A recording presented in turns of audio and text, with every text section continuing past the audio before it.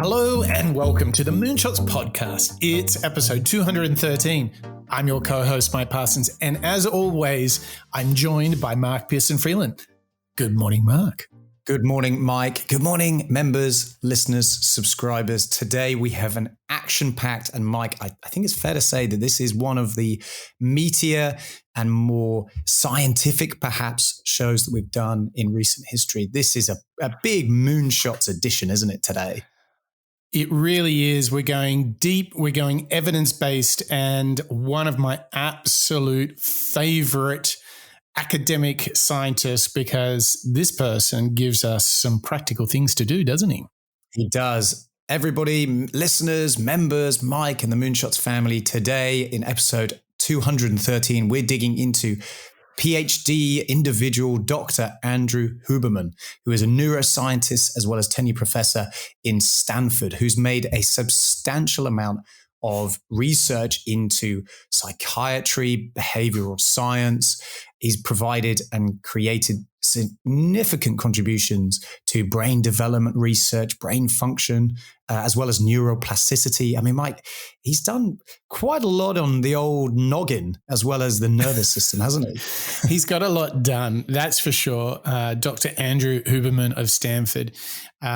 You've probably seen him on YouTube. You've probably heard of him. And if you haven't, doesn't matter, because we're going to introduce you to Dr. Andrew Huberman today, because without a doubt, Mark, he is the guy I've been looking for. I want a source. Like if I want resilience, I go to Goggins. If I want growth mindset, I go to Carol Dweck. If I want empathy, if I want to be daring, if I want to kind of get over myself, I go to Brené Brown, right? If I want to go to the science of health and wellness, this is the guy. There is nobody else, because with all respect to the great guys we've studied, Mark, on breathing, on sleeping, on all of these specific areas, the catch is they're very specific. Think about Patrick McGowan on the oxygen advantage. Great, but it's just about breath. I need a go-to playbook, and I need to know the science and the evidence behind how to be at my best mentally, physically, and even a little bit spiritually, according to the science. And the answer at that point, at the end of this rainbow, is Dr. Andrew Huberman. And he has so much to offer us, because not only does he know the evidence, he knows the reports, he knows the surveys, the studies. He can put them into these simple actions. It's like the mad scientist has met James Clear, throw in a little David Goggins. I don't know. It's like so many people in one. He is the answer to health and wellness in the modern age. Dr. Andrew Huberman. Mark, I cannot wait to dig into this show. I think you're totally right. He's not only going to introduce us and take us through advice around our bodies, but also around our habits and behaviors. Like you just said, there's work and evidence with James Clear that Andrew Huberman really helps us understand from more of a scientific perspective, but also the idea of perceptions. There's a little bit of mindset in there. I think we're going to have an all-in-one package today, Mike. All in one sounds great. If this is the go-to for your health, your wellness, and knowing that it's really science and evidence-based. So, Mark, I'm ready to get stuck into the world of Dr. Andrew Huberman. Where do you want to kick off this adventure? Let's kick off with Dr. Andrew Huberman introduce us to the show, but by breaking down a little bit of a story that he experienced when he was a kid back in the early 90s, and how eventually it led him into the direction that he's working in nowadays, and how it inspired and found his motivation. I was observing what was happening. And then after that, that July 4th, 94 incident I realized this is it. It's now or never. It really was one of those moments. You hear about those moments, but it was me realizing I'm living in this squat. I've got a pet ferret. My girlfriend's gone. She broke up with me. She was smart enough to break up with me. I'm getting in fights. I'm working at a bagel shop. I'm barely making ends meet. And at that point, I just made the decision. I just said, okay, look, I'm not going to be a professional athlete. I think I'm pretty good at memorizing things. I think I have an interest in people. I'm going to just decide. I just decided to do school. I decided that was the track. So like some people pick the military because it's like if you know what to expect, at least in terms of the passages that you're going to go through. And for me, that was school. And so I decided to get back in school. I moved into a studio apartment by myself. I quit partying completely. I didn't go to parties. I got really serious about fitness. So I just started running and lifting weights, and I studied. Yeah, I think I was really afraid. I think I was like, and these days, because my lab studies fear, and I get into this whole thing around mindsets. People always ask me, like, is it better to do something from a place of love or fear? Like, depends. And at that point, fear was the best motivator for me. And I just basically worked like crazy. And it's interesting because I didn't have a mentor or someone to bring me to that. But once I started doing that, there was one professor in particular who took note. He was like, oh, you seem really interested in this stuff. And I was like, yeah, because he was teaching me about depression, schizophrenia, neurochemicals. I thought I was totally turned on by the world of neuroscience. It wasn't even called neuroscience back then, but this one guy, Harry Carlisle, he was teaching me about thermal regulation and how the brain works and how receptors in the skin relate to perceptions in the mind. And he also had a deep sensitivity to mental disease. And I'd seen a lot of that. I'd seen a lot of depression and anxiety in my own family. I'd had a friend commit suicide, another friend become schizophrenic. I think he's still walking the Mission District of San Francisco now. Seen some friends become addicts. And so here was someone explaining that there's actually an underlying basis for this.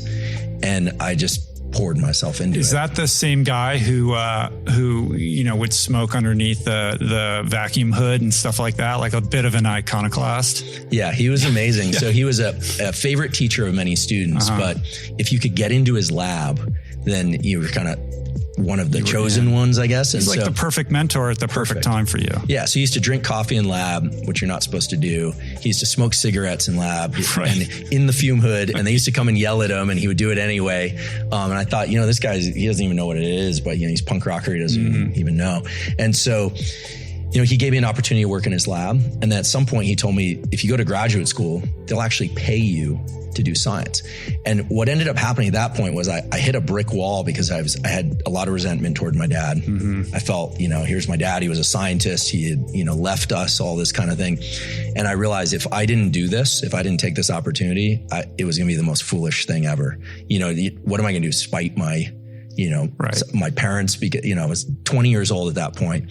So I just made the decision. I'm going to get a Ph.D. I'm going to become a professor. I'm going to get tenure. I'm going to be like this guy, this guy who looked like he had a pretty good life to me. And so that's pretty much how I spent the last 25 years of my life. 25 years helping us, Mark, get to the bottom of the mind-body relationship using science, and it's evidence-based. And how wonderful is it to hear the challenges that someone like Huberman, as in his own right as an expert, that it wasn't all like home runs and easy pickings. He went through his own challenges. He had his moment of realization, his tipping point. Like David Goggins being the pest controller and severely overweight. Like so many people that we have studied, he found the capacity to choose to shoot for the moon, which is exactly what we do on this podcast, to try and be the best version of yourself, to work it out. So what a perfect start to the Huberman Show. Yeah, to kicking us off into this way of thinking, I believe that story is a great demonstration, Mike, of the type of drive that an individual like Huberman, and from a broader perspective, any sort of moonshotter, because they've got to that rock bottom moment and they've had the ability to realize it. So, right, I'm living in an abandoned home. I've got this ferret, and he decides, right, I've noticed that I've got a particularly good memory. Or I've noticed that I'm quite interested in such and such. The ability to not get too bogged down and feel, oh, sorry, poor me, and so on, and kind of making excuses. Instead, he's able to turn around and start doing a lot of hard work. And obviously where he is now is pretty well documented and established. I think what's also quite interesting is the admission of this individual who sort of inspired him. And that reminds me of a lot of the moonshotters that we've heard from, where you are rubbing shoulders with individuals that you want to learn from. You choose the company that you want to hang out with because they inspire you to greatness. They teach you something when you're hanging out with them. And I quite like this admission again from Huberman here, calling out this professor who's, smoking under the hood, the extraction hood and so on, being although maybe not a mentor as he would call it, but an individual that he admired that then inspired him to go out and continue learning, to stay true to the path and so on, I think is another great little extension to that breakdown of Huberman's 1994 moment of realization. I think we all have those. And I think one, if you're listening to the show right now and you're thinking, haven't had a moment of realization for a little while. Well, how about this? You can become a member of the Moonshots podcast. You can actually get access to our Moonshots Master Series, which is exclusively for our members. Mark, I think that is a very exciting proposition. But I think before we talk about how you can do that, we should tip the hat, of course, to those that already have become members of the Moonshots podcast. That's right. The membership keeps on growing. The family of Moonshots learners who are joining us every week and every month and learning out loud with us include, first of all, our individuals who've been with us for well over a year now, Mike. Bob, John, Terry, Marjolaine, Ken, Dietmar, Marjan and Connor, Yasmin, Lisa, Sid, and Mr. Bonjour, all of whom have been with us for over a year. Well done, right? Mr. Bonjour finally gets the anniversary mention. Well done, Mr. Bonjour. Yeah, Bonjour, Mr. Bonjour. Welcome to the annual club. But short on his heels include Paul and Berg, Kalman and David, Joe, Crystal, Ivo and Christian, Samuela, Kelly, Barbara and Andre, Matthew, Eric, Abby and Chris, Deborah and Lassie, Steve and Craig, Javier, Daniel, Andrew and Ravi, Yvette and LGV, Karen and Raul, PJ, Nicoara, Ola and Ingram, Dirk, Emily, Harry and Karthik, Venkata, Vipara, Marco and Sundus, Jet, Pablo, Roger, and our brand new member, Steph, as well, who's joined us recently. Thank you so much, Steph, for joining this illustrious crowd of members who are joining us from all over the globe, learning out loud with us week in, week out. And as you say, Mike, have the added benefit of getting access to the monthly master series. Yeah, absolutely. So if you want to become a member, if you want to cross the Rubicon and choose for being the best version of yourself, head over to moonshots.io, become a member. You get so many goodies, but most of all, you get lunar-powered good karma. And you're going to need that so you get a good night's sleep, because after a good night's sleep, you can wake to the morning, you can rise and be the best version of yourself. And we have a clip from Dr. Andrew Huberman telling us how we can feel energized when we awake from our sleep. I wake up in the morning and I want to reach for my phone, but I know that even if I were to crank up the brightness on that phone screen, it's not bright enough to trigger that cortisol spike and for me to be at my most alert and focused throughout the day and to optimize my sleep at night. So what I do is I get out of bed and I go outside. And if it's a bright, clear day and the sun is low in the sky or the sun is, starting to get overhead, what we call low solar angle, then I know I'm getting outside at the right time. If there's cloud cover and I can't see the sun, I also know I'm doing a good thing, because it turns out, especially on cloudy days, you want to get outside and get as much light energy or photons in your eyes. But let's say it's a very clear day and I can see where the sun is. I do not need to stare directly into the sun. If it's very low in the sky, I might do that because it's not going to be very painful to my eyes. However, if the sun is a little bit brighter and a little bit higher in the sky, sometimes it can be painful to look at. So the way to get this sunlight viewing early in the day is to look toward the sun. If it's too bright to look at directly, well, then don't do that. You just look toward it, but not directly at it. It's absolutely fine to blink. In fact, I encourage you to blink whenever you feel the impulse to blink. Never look at any light, sunlight or otherwise, that's so bright that it's painful to look at because you can damage your eyes. But for this morning sunlight viewing, it's best to not wear sunglasses. That's right, to not wear sunglasses, at least for this morning sunlight viewing. It is absolutely fine to wear eyeglasses or contact lenses, so-called corrective lenses. In fact, those will serve you well in this practice or this tool because they will focus the light onto your neural retina and onto those melanopsin and intrinsically photosensitive ganglion cells. If your eyeglasses or contact lenses have UV protection, that's okay. There's so many different wavelengths of light coming from the sun, and they are bright enough that they will trigger the mechanisms that you want triggered at this early time of day. So try and get outside, ideally within the first 5 minutes of waking, or maybe it's 15 minutes, but certainly within the first hour after waking. I want to share with you 3 critical things about this tool of morning sunlight viewing. First of all, this is not some woo biology thing. This is grounded in the core of our physiology. There are literally hundreds, if not thousands, of quality peer-reviewed papers showing that light viewing early in the day is the most powerful stimulus for wakefulness throughout the day, and it has a powerful positive impact on your ability to fall and stay asleep at night. So this is really the foundational power tool for ensuring a great night's sleep and for feeling more awake during the day.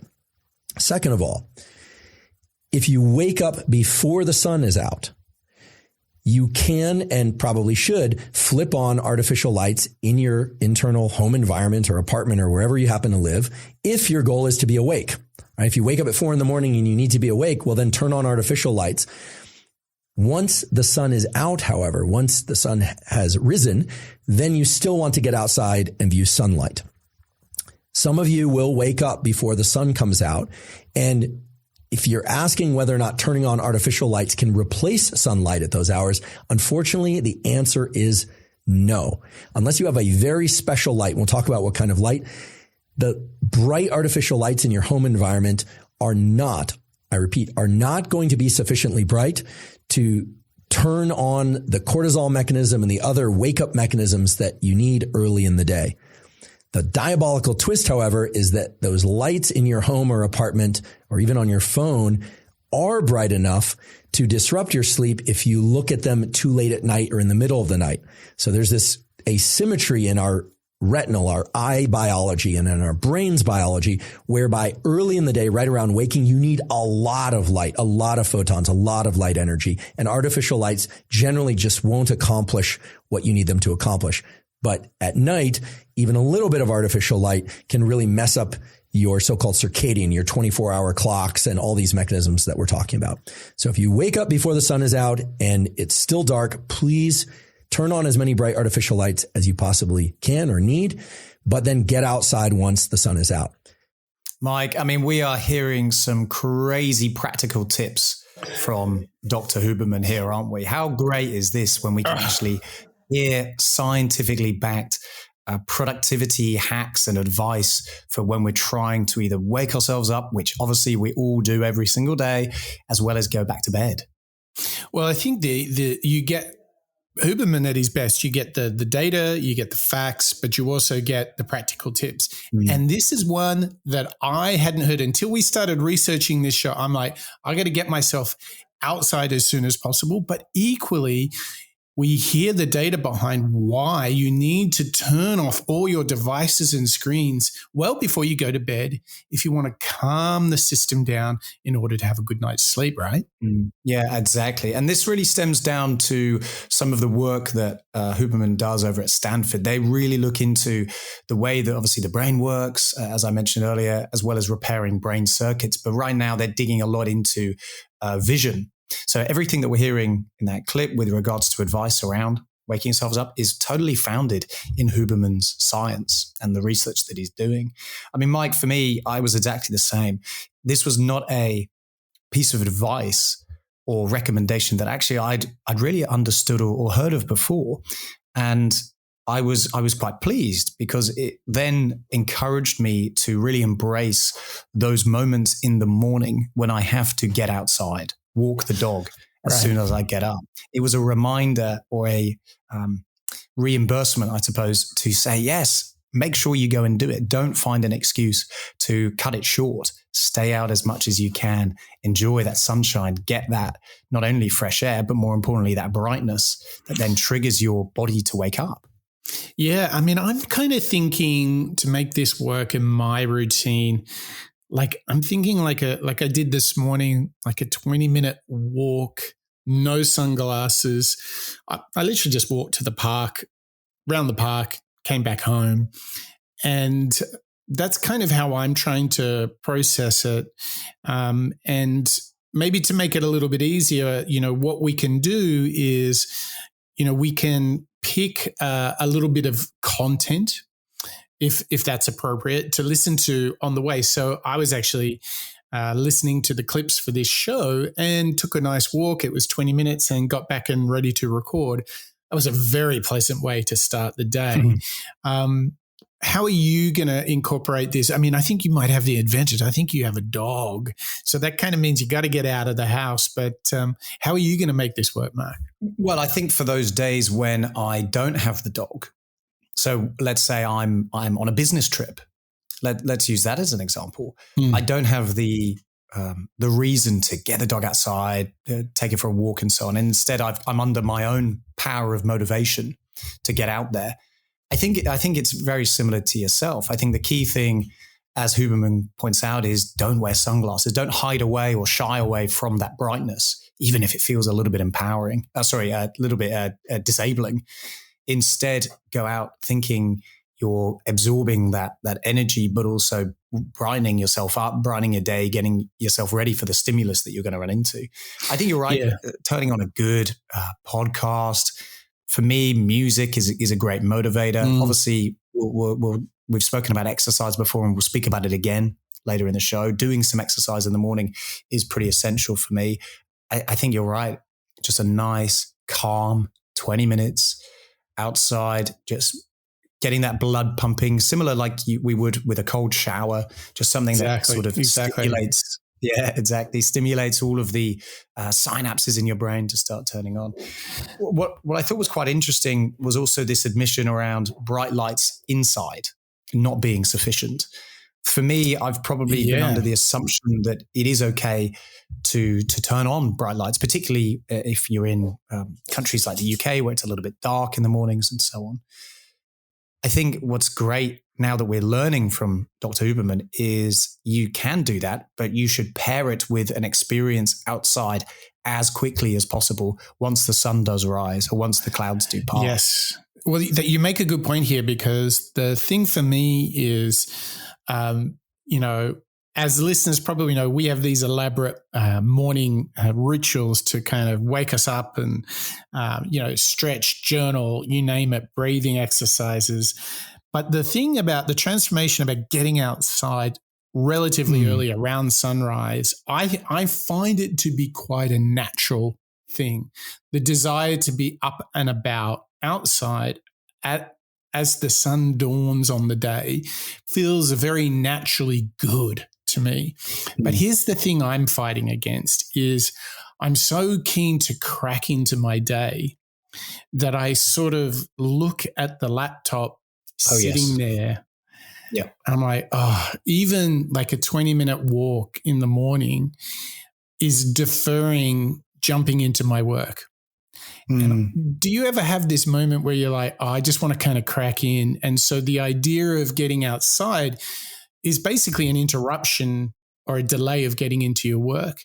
And I find it hard to sometimes push through that. Do you ever have this kind of experience? It's funny you say that. It's what I do every day. In fact, I'm very guilty, and look, I'm guilty about, and we'll talk about the end of the day routine in a minute as well. But I'm pretty guilty, Mike, of doing the exact same thing. I'll come in, obviously working from home a lot. I'll either open up the personal laptop or the work laptop. I want to check what's taken place overnight, and I'll often do that as one of the first things I do. Before making a cup of coffee, before getting outside. It's something that I've almost fall into the habit of doing. And that contradicts exactly what Dr. Huberman's advising us here. Likewise, or simultaneously, at the end of the day, trying to go to bed. I mean, sometimes I'm pretty guilty of only catching up on messages when I'm starting to unwind for the day. It'll be something I put off until I'm ready to rest. And actually, that's completely contradictory to what Dr. Huberman's telling us here about the light, which is not a new idea that we've run into on the Moonshot show before. Of course, we know from people like Cal Newport, leave your phone in another room, and I know that that's something that you already do. Yes, I think both of these admissions coming from an individual like Dr. Huberman, it's a stark reminder to me about how I should take more ownership over these practices that I have at both at the end, but also the start of the day, in order to become this best version of myself, somebody who is not only productive, but also relaxed and creative in a mindset where I can absorb and be collaborative with other people. I think stems from the way that you set yourself up. It really is like the truth in the idea that a good night's sleep, waking up fresh in the morning is based on your sleep, and a good sleep is based on how you prepare. And without getting too off track here, what I have discovered, particularly through using the Aura Ring, is the 2 or 3 hours prior to getting into the bed are crucial. Don't eat dinner too close to bedtime. Don't look at screens too close to bedtime, but also literally go into a rest state. Let the body simmer down.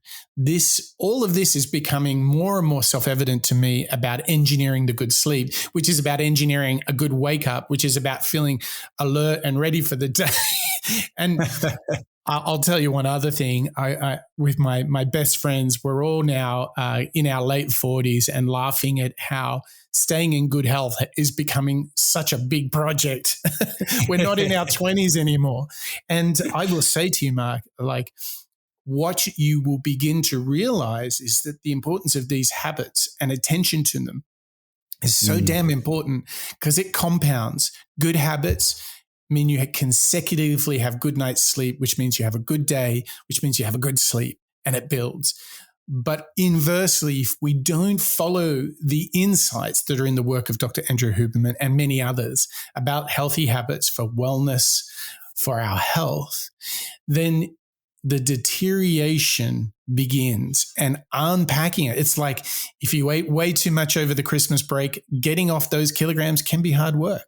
And like in life, if you don't start good practices early, as you get older, it gets harder to incorporate those new habits, those habits of success, of wellness and good spirits.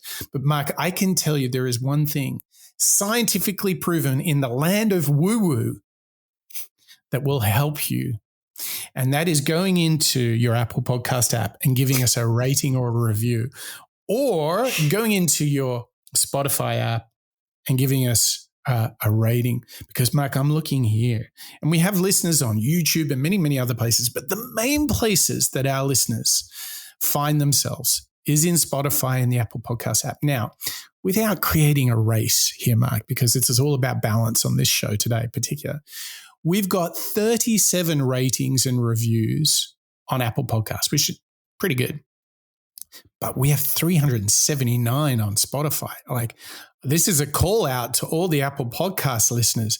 If you are out there, we need your love, because those Spotify guys and gals are like, they're leaving a lot of feedback for us, giving us a lot of love. But we don't want the Apple crew to be left behind, do we, Mark?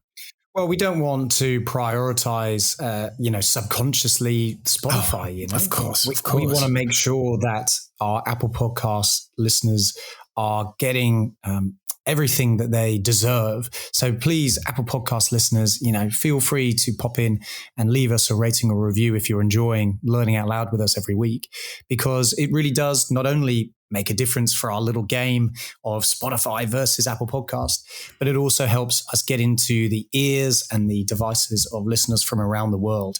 And it's fair to say, Mike, that we're really reaching all four corners of the globe. And when we do hear from our listeners from exotic places around the world, when you leave us reviews, or in fact, you just get in touch with hello@moonshots.io, we love hearing from all of you. And it really demonstrates to us that the world enjoys listening and learning out loud.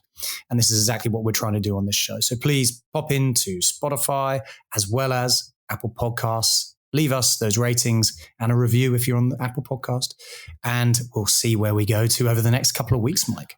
Guaranteed by the Institute of Woo Woo that this will bring you peace and calm. And if that doesn't work, well, why don't you just have a listen to Andrew Huberman, who has a lot of thoughts on the subject. Billions of people suffer from stress. And there are tools to combat stress that involve things like meditation, breath work, good nutrition, good social connections, and avoiding all bad things in life. And while those are powerful, the problem is they require that people step away from the stress-inducing activity. By contrast, my lab and other laboratories have been very interested in developing tools that allow us to push back on stress. In other words, feel more calm in real time, meaning without having to disengage from the stress-inducing activity. The best way that I am aware to do that is called the physiological sigh. A physiological sigh is a pattern of breathing that involves 2 inhales followed by an extended exhale. Physiological sighs were discovered in the 1930s as a pattern of breathing that people go into spontaneously when they are in claustrophobic environments or in deep sleep when there's a buildup of a gas called carbon dioxide in the bloodstream. Carbon dioxide triggers the impulse to breathe. There are neurons in the brain that know when carbon dioxide levels have gotten too high. And when the levels get too high, they trigger inhale and exhale, or double inhale and exhale. Now, you can do physiological sighs voluntarily anytime you're feeling too stressed and you want to feel more calm. You do it like this. So it's a double inhale, and typically the first inhale is longer than the second, but the second one is still important to do. And then a very long extended exhale. Typically both inhales are through the nose and the exhale is through the mouth. That's the most effective way to do the physiological sigh. However, if you can't breathe through your nose or your mouth for whatever reason, do it all through your mouth or all through your nose. The second inhale is really important because your lungs are not just 2 big bags of air. They're 2 big bags of air with lots of little sacs, millions of sacs. And if you were to lay out those sacs, their volume is as big as a tennis court. And that allows both the intake of more oxygen, but also the offload of carbon dioxide. So when you do the double inhale, it reinflates any of these little sacs that have collapsed. And in doing so, it allows you to offload more carbon dioxide. So if you're feeling stressed in any circumstance, inhale twice through the nose and then exhale long through the mouth. If you want, you can repeat it a second or even a third time, but typically just 1 or 2, maybe 3 physiological sighs are sufficient to bring your level of stress and alertness down very fast and allow you to feel more calm. Mike, I nearly missed the pickup from that clip because I was doing the physiological sigh myself. Double breath in, long exhale out. This is a great brand new idea on the Moonshot Show. We've obviously spoken about breathing, as well as the idea of trying to bring a little bit of calm into a key moment during your day. But I think this is a really interesting extension to this concept of breath work. Breath work, we've just released, obviously, the Oxygen Advantage again. There's a lot of research around it. But this idea for me wasn't something that I was necessarily aware of before Dr. Huberman revealed it through this clip. And it reminds me of the science that exists behind this physiological moment in my day, whereby my body is ready for this fight or flight response, whereby when we were, cavemen with predators and so on, it was a substantial thing where I'd need to run away. Nowadays, obviously, my levels of stress are different. There'll be emails, there'll be notifications. Maybe it'll be a stress over how much sleep I'm getting at night or whether I'm waking up correctly. There's many, many different forms of anxiety and stress that impacts us each day. What I like about this very practical science-backed tip is just how easy it is to do at any moment of the day. And it can be as effective with just one rotation, one circuit. The crazy thing is we've had already 2 power tips, power habits that would make James Clear proud of us right now. The one is getting out of bed and getting outside as quick as possible, getting a bit of sunlight, this double breath in to reduce anxiety and stress. Wow. And you can already hear as well, without doubt, just how comprehensively Huberman knows his subject. He has really done the work on the studies. He really has the evidence behind these things. I would say, Mike, specific to breath work, we obviously did a whole show on the power of breath. If I remember it right, it was James Nestor, wasn't it? James Nestor, yes, that's correct. Yep.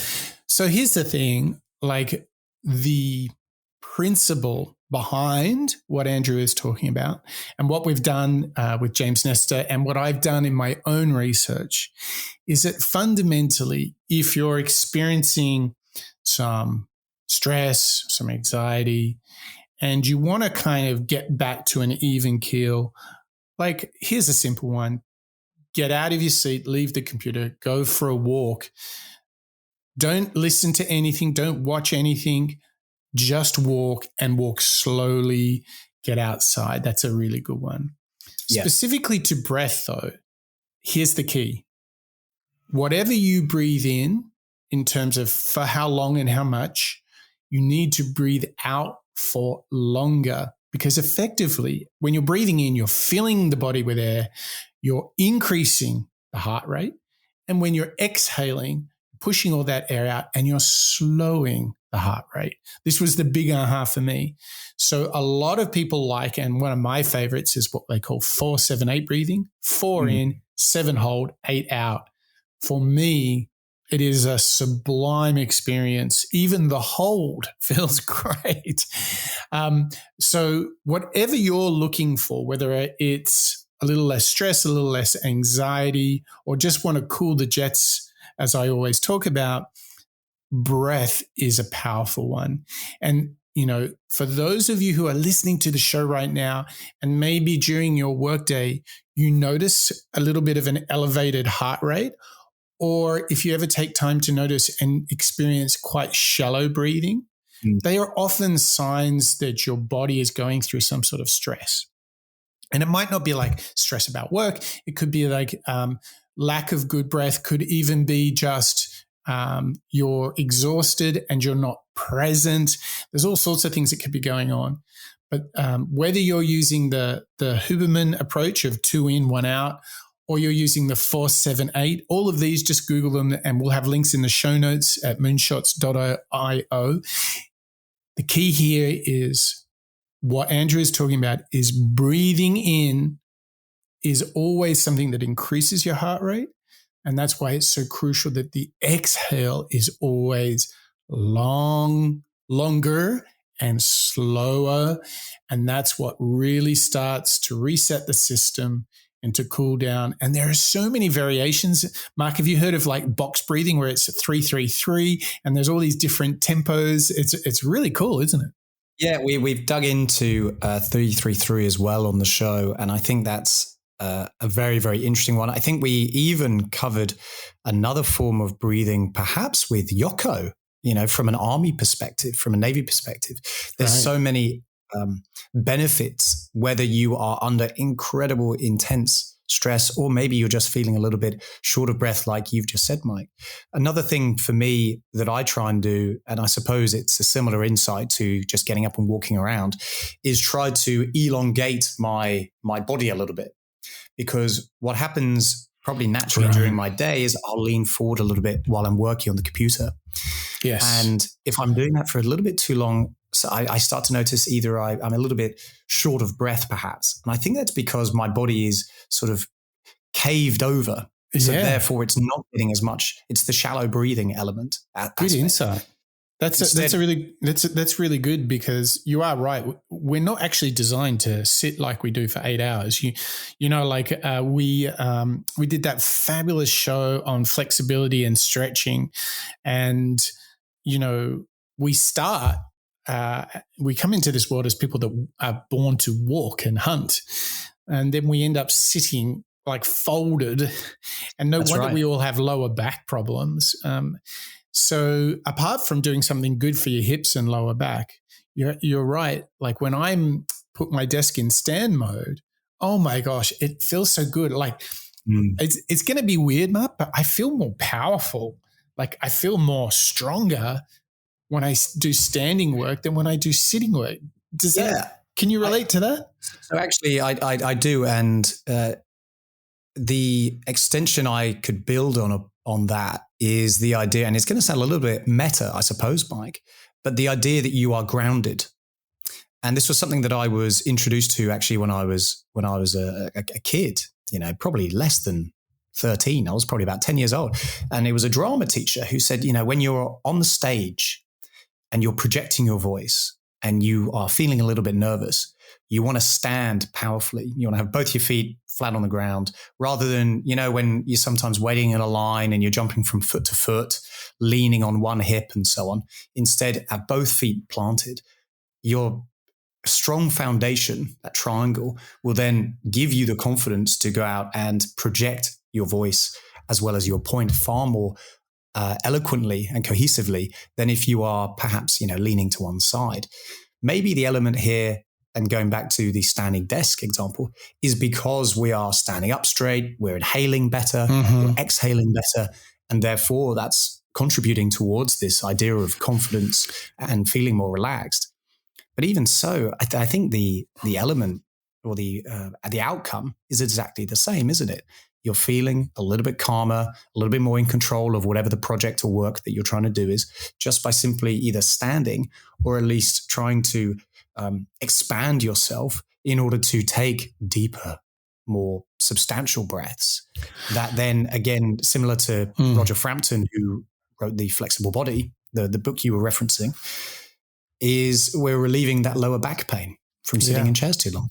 So check this out, Mark. There's actually studies that have been done on what people call grounding or earthing, which is making sure that you take off your shoes and walk and stand and work with your shoes off, is proven to reduce inflammation, pain, stress, and so forth. So I think we're totally getting into the Huberman space here, but I totally see this idea of grounding or earthing, like no shoes, letting your feet touch the real ground.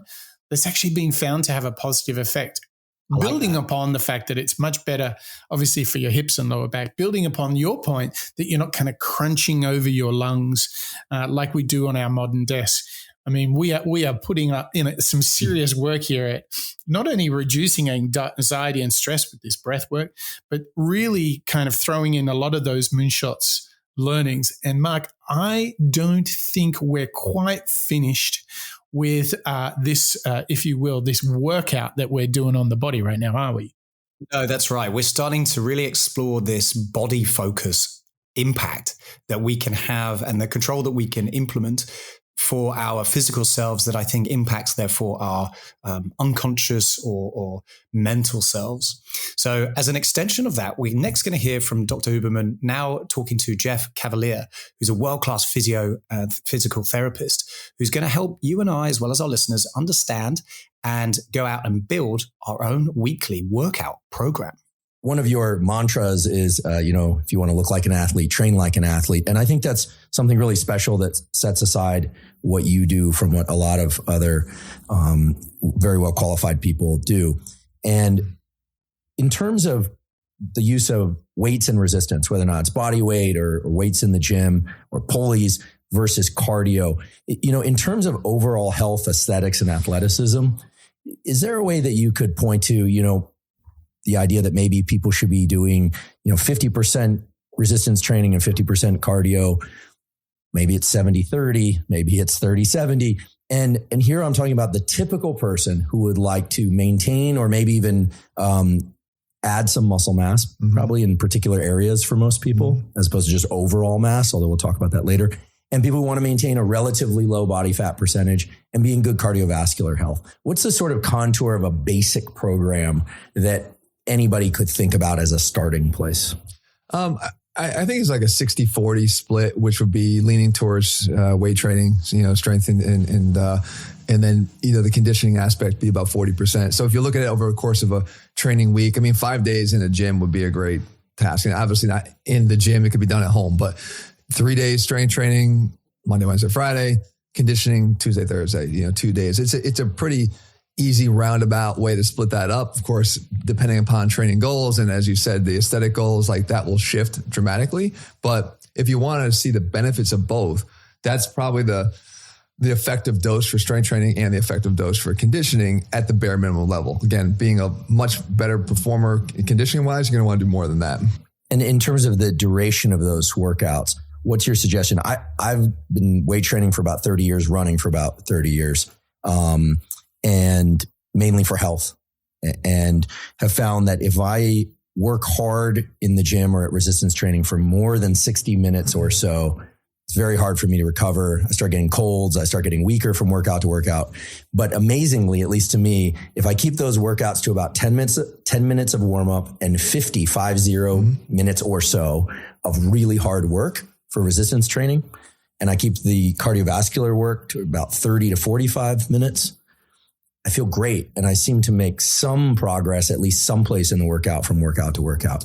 Yeah. I mean, those are good numbers because those are kind of numbers that we usually preach. We try to keep our workouts to an hour or less if possible. Now, depending upon the split that you're following, if you're on a total body split, there's just going to be more that has to be done in a given amount of time. And again, if you're training primarily for strength, that could prolong the workout because of longer rest times in between sets. But in general, when you're not focused on that one aspect, but the overall health picture, then you can get the job done in under an hour. And again, I always say, on top of if you want to look like an athlete, train like an athlete, is you can either train long or you can train hard, but you can't do both. And I really believe that the focus for me, I have a busy life. I have a lot of other things that I do, believe it or not. And it's like, I want to go hard and I want to go get out. And I find that my body also responds to that. I think a lot of guys' bodies respond to that. And particularly as you start to get older, I think it's the length of the workout that actually causes more problems than the intensity of what you're doing. Particularly if you're warmed up properly, like you said. I've found personally that my warm up has had to become more of an integral part of my workout than it ever has before. I could get in the gym when I was 20 and I'm going right over. I'm doing the 1 set, 2 sets. I'm ready to go, and I never do another workout warm up set for any of the other exercises I do the rest of the day. That's not true anymore, and I found that as long as I'm willing to sort of give myself a little bit of a warm up, the intensity is not what bothers me. I'm very much in control of the weights that I use and it doesn't bother me. But if I start to go pretty long, I start to feel achy or I start to have problems. So again, depending upon age, that also plays a factor in the length. But again, I think everybody can achieve on a standard program, can achieve the results that they want within an hour. So keeping your workouts to an hour is actually, it sounds like sure, but once you think about what it takes for a proper workout, it is quite a limit when you think about preparing, getting your gear, stretching, warming up, doing the work, cool down, all of that kind of stuff. Yeah. But what's really interesting is to hear both of them talk there about programmatically. I mean, first of all, you want to look like an athlete, you have to train like an athlete. And I think that is the hard truth of what we just heard there.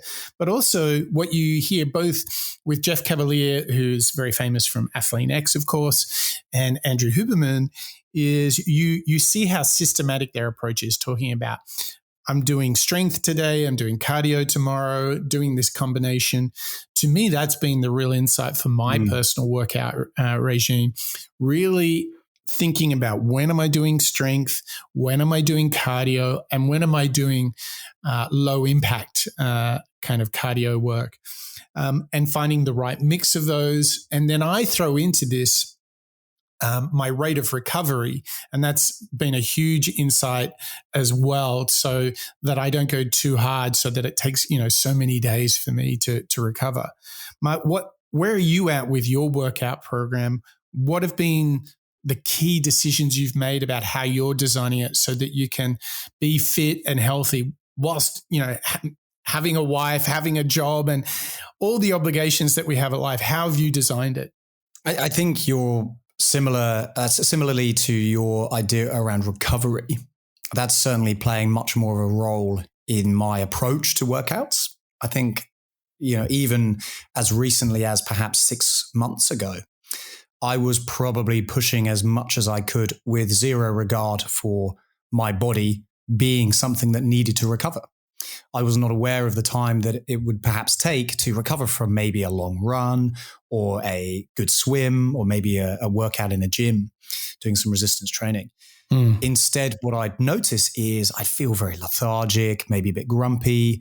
My body would ache. The next workout or two might suffer because of it. And I never really thought too much of it because I had this, I suppose, youthful ambition just to go as hard and fast as you can. But now, with a little bit more education, a little bit more awareness, recovery definitely plays more into the routine or the regime that I have each week, I feel less guilty about taking maybe a day or so to just recover, go a little bit slower. Maybe it's a lighter run than usual, something that still gets me moving, but it's a little bit more intentional. And that intentionality with regards to the systematic or programmatic scheduling of those workouts and having a varied structure is equally as important to me. I am not necessarily someone who will plug in my diary fixed times when I'll work out. There are one or two events during the week that I will go and do religiously. For example, when there is a group of individuals, going for a swim or going for a run, I'll join those. But in terms of my scheduling for going to the gym, what workout I'll do, to be honest, it's not something that I've actually really got into yet. I can see the benefit of having a good varied workout. And I try intentionally to get a good spread of different exercises and movements and so on. Because at the age of mid-30s, I want to make sure I preserve a body that can continue doing what I want it to do. At the same time, though, I think there is a little bit of a job that I can do more around scheduling in fixed times for warm-ups, cool-downs, spending time doing, rowing or strength workouts in the gym versus the next day. It's something that I can probably improve upon listening to Jeff and Andrew in that clip. Okay, so let's double click on this and go deeper on this kind of training regime thing. I use the Oura Ring, which is OURA, Oura Ring, and it has a score in it called the readiness score. And what I noticed was through studying my readiness that if I have a really large workout, and what I'm talking about is running here 10, 15, 20 kilometers, putting in something, pretty serious session, running for an hour or two straight, is that how much my body needs to recover from that. And so what's really interesting is I was running frequently back to back, like day after day. But what I noticed is a deterioration in my readiness because my body cannot recuperate in time before the next run. So what I've been doing is I've actually been studying the data and having walk days in between my run days to find the optimal amount of time between runs so that I can actually do a better run because I've had more appropriate and a better recovery because I left more time between the runs. And it all started with a friend of mine. She said to me, I would never run back to back. She always had a day in between. Well, fast forward to today, I actually have 2 days between my long runs. And it is really interesting. I've been tracking my readiness scores on the walk days, and the readiness scores rise back up to like sort of out of 100 index. I get back towards the 90s. I do a big run, and the readiness after a big run, for example, I ran 14 Ks. It went back all the way down to a 76. I ran before that another big 14K run. It went down to 72. So here's the interesting thing. I ran shorter. I ran 11 Ks on a different day, and my readiness only dropped to 79. So by studying the data from the Oura Ring, I've been actually able to redesign my workout program. So it's run, 2 days walk, run again. And I incorporate some resistance work and stretching every day. But that's how I've designed it. And when I first started running in 2020, I was just running every day. And I just went as fast as I could. And I then realized I need to vary the run. Then I need to create time between the runs. This is a whole way of saying, learn, measure how you work out and improve upon it. And the beauty of it, Mark, is that when I go for a big run, I've often primed my readiness, my rest, so that I can really get after it. And rather than what was happening is feeling, I'm pretty knackered, but I'm going to be Goggins-like and keep going. Exactly. Yep. And, you've got to find what works for you, don't you?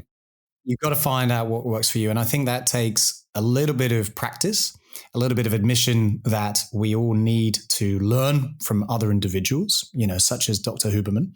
And also the idea of being able to take a step back, take a step back from what you're doing right here, right now, and instead take a moment to maybe it's looking at the data, maybe it's looking at the bigger picture.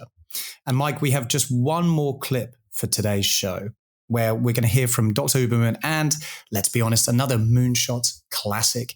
That's Jocko Willink, who's going to both discuss the value of being able to take a step back and think about detachment being a superpower.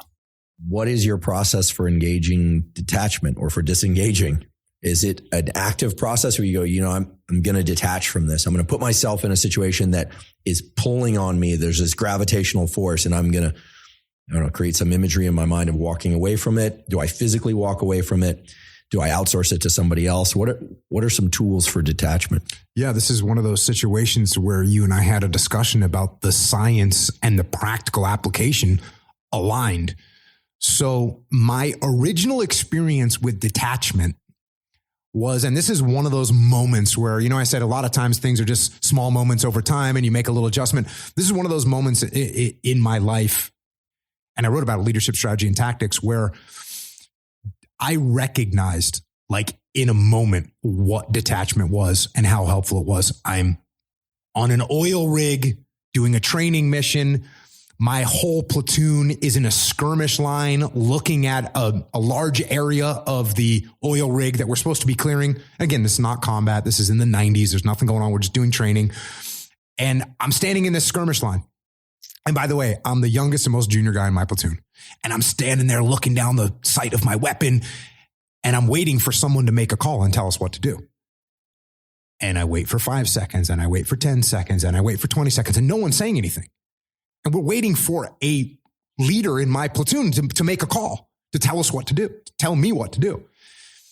And finally, after like 30 seconds, which seems like an eternity, I can't take it anymore. And so I take a step like a foot, a 1 foot step, 12 inches. I take a step off the skirmish line. I look to my left, I look to my right. And what I see is every other guy in my platoon is staring down their weapon, staring down the sight of their weapon, which means their field of view is tiny. It's like a 20-degree field of view. You're looking down the scope of your weapon or the sight of your weapon.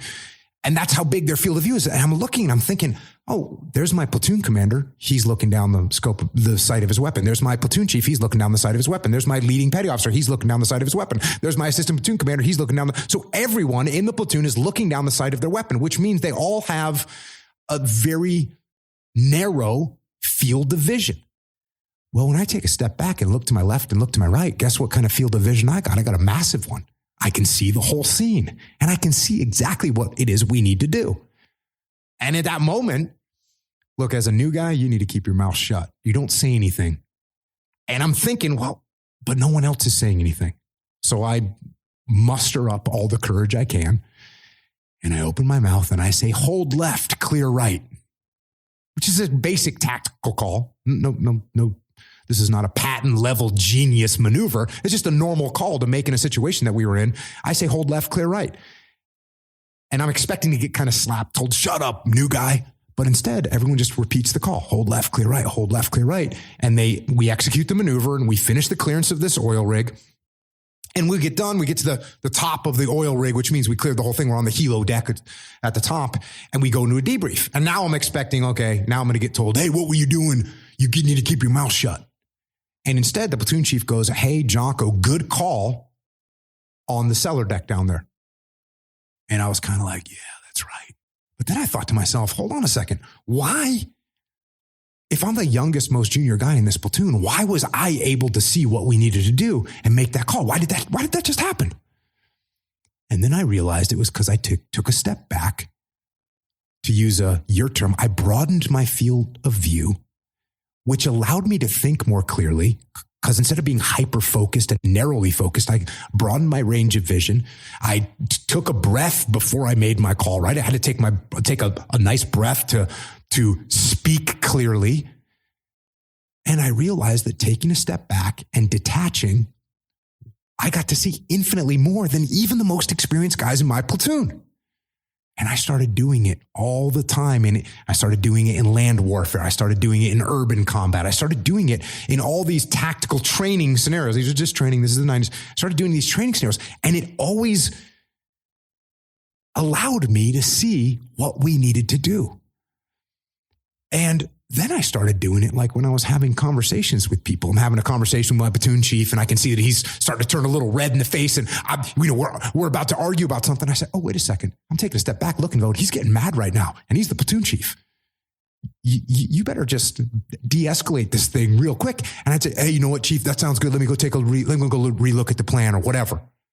Detachment. I mean, Mark, this is something that we all need a little bit of, because if we're too in the zone, if we're feeling too much emotion, our ability to make a good decision is poor.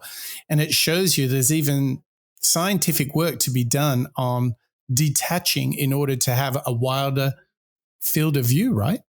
Yeah, I love this metaphor, this visual idea that Yoko is breaking down for us around looking down the barrel of a sight. I mean, Mike, more often than not, there have been times in my career where I've got so into the weeds, so focused on one particular problem that it blocks me being able to see the bigger picture.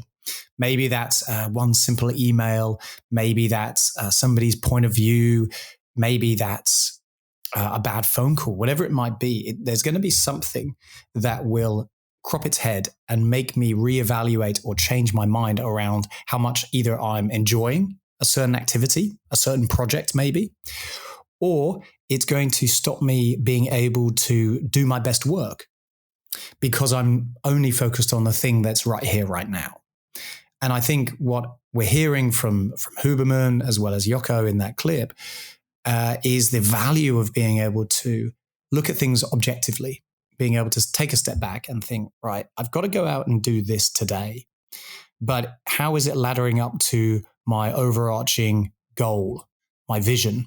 Is it mattering to me as an individual? Is it mattering to my project as a whole? Is it going to have a positive impact on those around me? Is it going to have a positive impact on the work that I'm producing for whatever it might be? And it's something that we probably fall into quite regularly, isn't it? Something where we are only going to be working on the thing that's right here in front of us, as opposed to taking a step back and looking at the whole project or the whole battlefield. Well, the risk is, you're so fired up that you're working on something that really matters to you that you get too over invested and you get lost in the forest, don't you? You just don't know where you are. You're just too fired up. And like, if you think about it, which athletes always make the best moves? Who always come through with the clutch plays? It's the silent assassin. It's not the hothead, is it? Well, and likewise in business, it's not necessarily going to be the loudest person in the room who's the one to look out for or listen to. Perhaps it's the one who's a little bit quieter and who's observing, who's listening, who's learning, that then will come up with the most insightful recommendation, because they're able to listen to the whole picture before they want to say something. So when we reflect on what we're learning from Huberman here, it really is take a breath, wake up fresh in the morning, go out, be a happy and healthy self. But also, if you want to see clearly, make good decisions, evaluate risks and options, this idea of detachment is simply just the capacity to step back, second order thinking, first principle thinking, all of the good things that we talk about here on the Moonshots podcast. These are the ways in which you can have the capacity to see a wider field of vision, see what's going on, and make better insights, better steps, better decisions. And if you're working on your life's work, then it really matters, doesn't it? Yeah, it really, really does. And we've dug into the idea of setting objectives and missions and statements and visions in order to try and be that best version of ourselves. But it really does come down to the discipline and the habits that you put into place in order to go out and action them. And I think Dr. Huberman is a perfect example of an individual who we've uncovered on the Moonshot Show, or at least we've explored on the Moonshot Show, that can help you and I hope our listeners and subscribers feel that little bit more energized and go out and start to work on themselves just as much as you and I. We got so much from Huberman today, Mark. I'm actually scared to ask what's on the list for you for what is getting your attention, Mark. I'm going to intentionally work on, well, probably all 5 of them actually, but particularly I'm going to put into practice the physiological sigh, which is something that I haven't explored before. Mm-hmm. I'm going to obviously continue and really exemplify the idea of getting energized with the sun in the morning. But this detachment piece, that's not something I'm going to forget about either. I think that's going to be intrinsic through actioning all of these tips and tricks. I think being able to take a step back. So what about you, Mike? I mean, I kind of cheated there. Yeah, I think you picked them all, Mark. No, I think the early morning sunshine, that's my practical next step. That's what I'm going to work on. And oh my gosh, I'll be checking out more of Andrew Huberman and his podcast and his work. I can't wait. The guy's got to produce a book, doesn't he, Mark? He really does, because there's just so much content in there for us to keep on learning from. Absolutely. What a guy. Well, Mark, thank you to you, and thank you to our members and to our listeners too. It's been great to dig into the science of living healthy and being well with Dr. Andrew Huberman on show 213. He had a remarkable story of finding his purpose in life, and he's gone on to bring us powerful thinking, evidence-based work. It starts with simple things like waking up and getting some sunshine. It talks with the psychological sigh. It talks about the absolute essence of a good balanced workout program. And hey, he's even got a little bit of thinking on detachment and how it can become your superpower. Do these things and you will be living healthy and well. And you'll be doing it knowing that Dr. Andrew Huberman has done the work, the science. He's got the evidence so we can learn out loud, be the best version of ourselves, and come together here on the Moonshots podcast. Okay, that's a wrap.